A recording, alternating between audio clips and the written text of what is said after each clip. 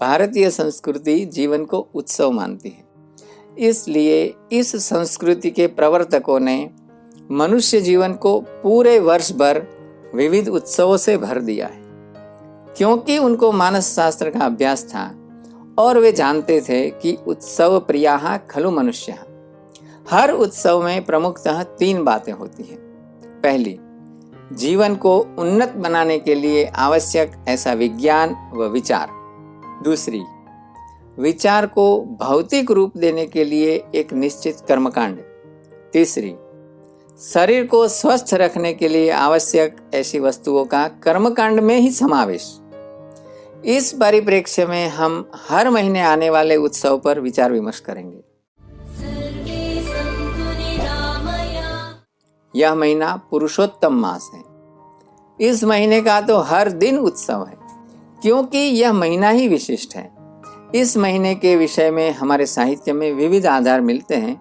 हम आज मात्र एक आधार उदाहरण के लिए देखेंगे। हिरण्यकशिपु नामक एक राजा ने तपश्चर्या करके भगवान से वर मांगा कि मेरी मृत्यु देव, दानव, मानव या किसी प्राणी से न हो, दिन या रात में न हो, घर में न हो, बाहर न हो इत्यादि।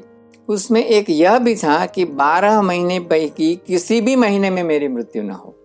तब भगवान ने उसको आधा नर और आधा सिंह का रूप लेकर संध्या के समय घर की दहलीज पर 12 के उपरांत 13वें महीने में अपने नाखून से उसको मारा। यह तो हो गई 13वें महीने की उत्पत्ति की कहानी। अब देखते हैं उसका विज्ञान। अंग्रेजी शब्द कैलेंडर कदाचित कालांतर शब्द से आया होगा।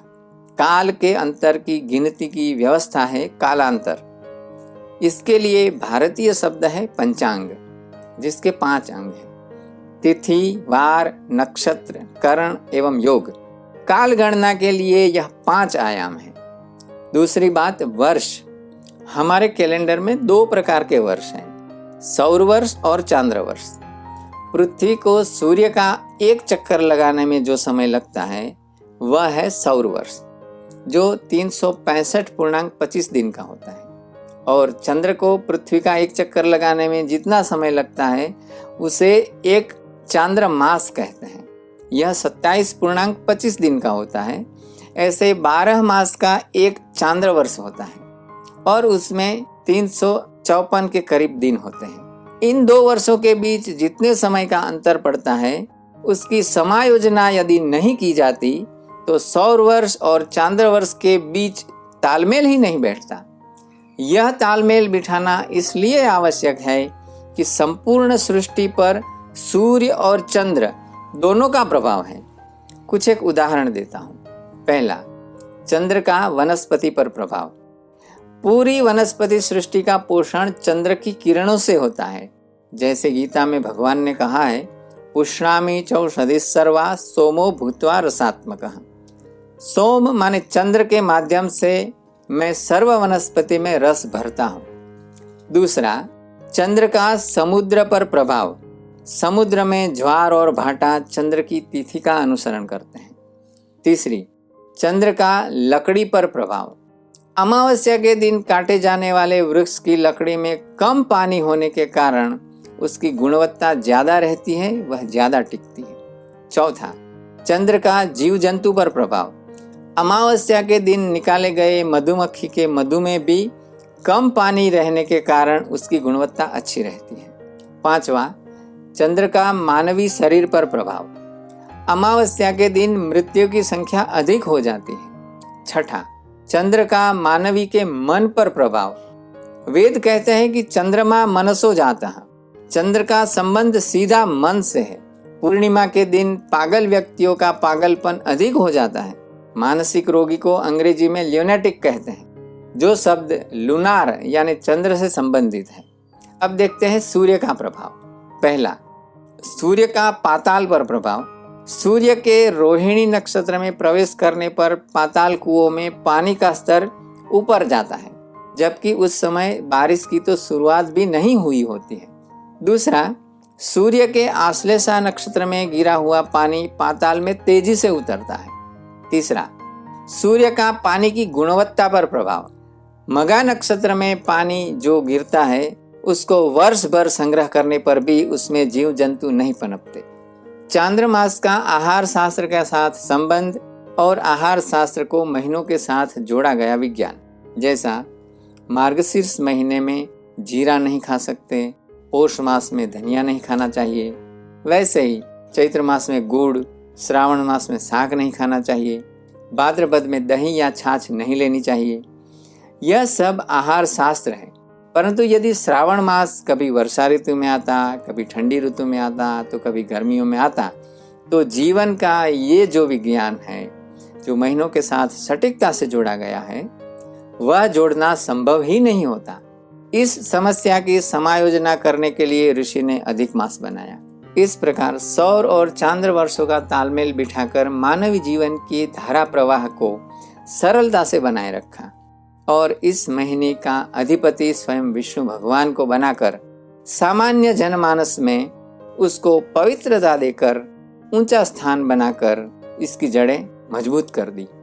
परंतु थोड़े समय पहले मेरा एक मित्र मुझे मिला जो कि राष्ट्रवादी हिंदूवादी संस्था के साथ भी जुड़ा हुआ है, तो भी वह हमारे कैलेंडर को लेकर लघुता ग्रंथि से पीड़ित था। तथाकथित आधुनिक शिक्षा के परिणाम स्वरूप उसने मुझे यह कहा कि हमारा कैलेंडर अनिश्चित है, अवैज्ञानिक है और अस्पष्ट है। कभी कोई तिथि 2 बार आ जाती है, कभी आती ही नहीं, और 1 महीना तो पूरा अधिक घुसेड़ दिया है। तथाकथित आधुनिक शिक्षा लेने वाली हमारी युवा पीढ़ी ऋषियों का मानव जात के प्रति यह उपकार और प्रेम नहीं समझती है और यह आक्षेप करती है कि हमारे कैलेंडर पश्चिम की तुलना में निश्चित नहीं है, अस्पष्ट है। वस्तुतः भारतीय कैलेंडर अधिक वैज्ञानिक और बहुआयामी है। यह हो गया पुरुषोत्तम मास का विज्ञान। अब देखते हैं उसका विचार। ऋषि ने इस पूरे महीने को भगवान के साथ जोड़कर मानव को भी भगवान के निकट ले जाकर सुखी बनाने का प्रयत्न किया। दूसरी बात, उसका कर्मकांड। इस पूरे महीने में विविध व्रत, स्वाध्याय, उपवास आदि करने होते हैं। तीसरा देखते हैं कर्मकांड का शरीर स्वास्थ्य के साथ संबंध।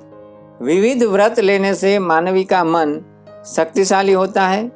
वेद उपनिषद के विचारों के तेजस्वी स्वाध्याय से व्यक्ति की बुद्धि तीक्ष्ण होती है और उपवास करने से शरीर में संचित सभी दोष नष्ट हो जाते हैं। इस प्रकार शरीर, मन और बुद्धि तीनों के ऊपर संस्कार होते हैं। तो मैं समापन करता हूँ।